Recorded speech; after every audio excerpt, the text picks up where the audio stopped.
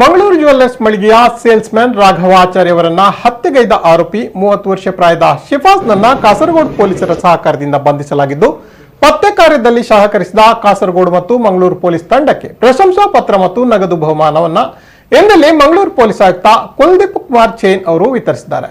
ಕಾಸರಗೋಡಿನ DySP Sudhakaran, PI Prem Sadan, PSI Ajith, Nijin Kumar, Rajeesh ಅವರಿಗೆ ಪ್ರಶಂಸಾ ಪತ್ರ ಮತ್ತು ನಗದು ಬಹುಮಾನವನ್ನ ನೀಡಲಾಯಿತು. ಈ ಸಂದರ್ಭದಲ್ಲಿ ಮಂಗಳೂರು ಪೊಲೀಸ್ ಆಯುಕ್ತ ಕುಲದೀಪ್ ಕುಮಾರ್ ಚೈನ್ ಅವರು ಪತ್ರಿಕಾಗೋಷ್ಠಿಯಲ್ಲಿ ಮಾತನಾಡಿ, ಒಬ್ಬಂಟಿ ಸಿಬ್ಬಂದಿ ಇರುತ್ತಿದ್ದ ಜ್ಯುವೆಲ್ಲರಿಗಳೇ ಆರೋಪಿ ಶಿಫಾಸ್ನ ಟಾರ್ಗೆಟ್ ಎನ್ನುವುದು ತನಿಖೆಯಿಂದ ಗೊತ್ತಾಗಿದೆ. ಆರೋಪಿ 3-4 ಬಟ್ಟೆಗಳನ್ನ ಒಂದರ ಮೇಲೆ ಒಂದರಂತೆ ಧರಿಸುತ್ತಿದ್ದು, ದರೋಡೆ ಕೃತ್ಯ ಎಸಗಿದ ಬಳಿಕ ರಕ್ತದ ಕಲೆ ಅಥವಾ ಕೊಳೆಯಾಗಿದ್ದರೆ ಅದನ್ನು ಎಸೆದು ಗುರುತು ಸಿಗದಂತೆ ನೋಡಿಕೊಳ್ಳುತ್ತಿದ್ದ ಎಂದು ಅವರು ಪ್ರಕರಣದ ಬಗ್ಗೆ ಮಾಹಿತಿಯನ್ನ ನೀಡಿದರು. Thank you. ಕೊಡಿ.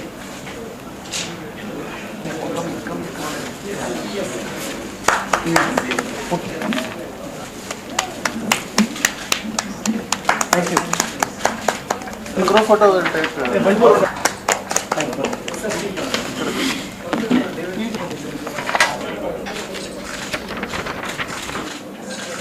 ಈ ಒಂದು ಪ್ರಕರಣ ನಾವು ಕೇರಳ ಪೊಲೀಸ್, ಕಾಸರಗೋಡು ಪೊಲೀಸ್ ಸಹಾಯದಿಂದ ಪತ್ತೆ ಮಾಡೋಕ್ಕೆ ನಮಗೆ ಭಾಳ ಅನುಕೂಲ ಆಗಿದೆ.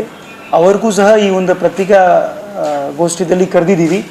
ಅವರವರು DSP ಸುಧಾಕರನ್ ನೇತೃತ್ವದಲ್ಲಿ ಇಲ್ಲಿ ಅವರು ಸಿಬ್ಬಂದಿ ಕೆಲವರು ಬಂದಿದ್ದಾರೆ. ಈ ಪ್ರಕರಣ ತಮಗೆ ಗೊತ್ತಿದ್ದ ರೀತಿ ಕಳೆದ ತಿಂಗಳ ಇವರು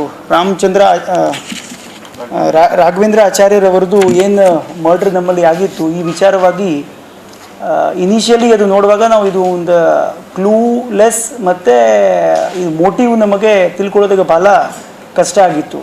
ಆಮೇಲೆ ನಾವು C C T V footages ಮತ್ತು ಬೇರೆ ಏನು ಟೆಕ್ನಿಕಲ್ ಎವಿಡೆನ್ಸಸ್ ಇದೆ, CDRs ಇರ್ಬೋದು, ಟವರ್ ಡಂಪ್ಸ್ ಇರ್ಬೋದು, ಅಥವಾ ಬೇರೆ ಏನು ಲೋಕಲ್ ಇನ್ಫಾರ್ಮೇಷನ್ ಇದೆ, ಅದೆಲ್ಲ ಕಲೆಕ್ಟ್ ಮಾಡುವಾಗ ನಮಗೆ ಒಬ್ಬರು ಸಸ್ಪೆಕ್ಟ್ದ ಮುಖವನ್ನು ಗೊತ್ತಾಯಿತು.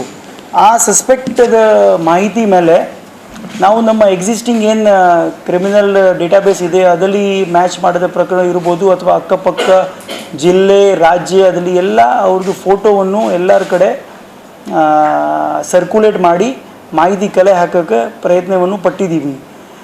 ನಿರಂತರವಾಗಿ ಲಾಸ್ಟ್ ಸುಮಾರು ಒಂದು 29 ಡೇಸಿಂದ ನಮ್ಮ ಟೀಮ್ರವರು ಬೇರೆ ಬೇರೆ ರಾಜ್ಯದ ಟೀಮ್ ಜೊತೆಗೆ ಇರ್ಬೋದು ಮತ್ತು ಬೇರೆ ಜಿಲ್ಲೆ ಟೀಮ್ ಜೊತೆಗೆ ಸಂಪರ್ಕವನ್ನು ಇಟ್ಕೊಂಡು, ಸ್ಪೆಷಲಿ ಕಾಸರಗೋಡು ಪೊಲೀಸ್ ಜೊತೆಗೆ ದಿನನಿತ್ಯ, ಯಾಕೆ ಅಲ್ಲಿಂದ ಸುಮಾರು ನಮಗೆ ಫೋನ್ಗಳು ಬಂದಿತ್ತು, ಈ ಲುಕ್ ಲೈಕ್ ಒಬ್ಬರು ಸಸ್ಪೆಕ್ಟ್ ನಮಗೆ ಕಂಡು ಬರ್ತಾ ಇದೆ.